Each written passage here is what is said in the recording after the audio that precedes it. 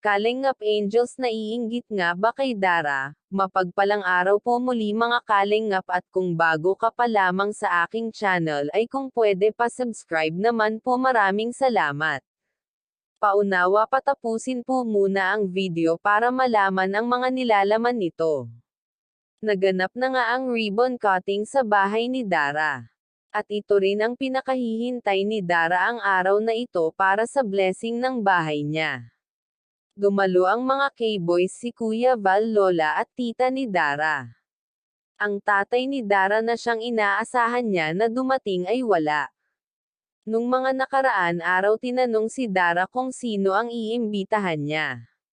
Sagot naman ni Dara ay ang mga Kalingap Angels, ngunit kapansin-pansin sa araw ng ribbon cutting ng bahay ni Dara ay walang pumunta kahit isa sa mga K-Angels.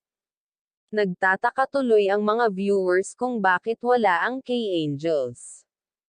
Hinala tuloy ng mga viewers ay nagkatampuhan ba ang mga ito o naiinggit kay Dara ang mga ito kaya ba walang pumunta.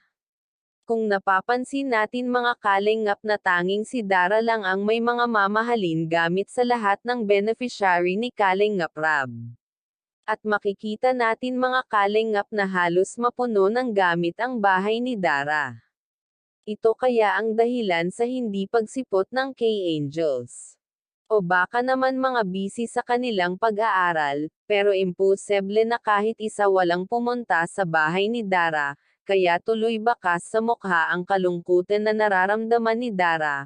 Malungkot nga ito habang nagsasalita sa harap ng bisita, pero kahit wala ang K-Angels ay may mga K-boys naman na handang magpasaya sa mga manunood. At dito na lang muna ang update ko. Pakisuportahan ang ama ng Kalingap na si Val Santos Matubang at anak na si Kalingap Rab. Maraming salamat po sa panonood.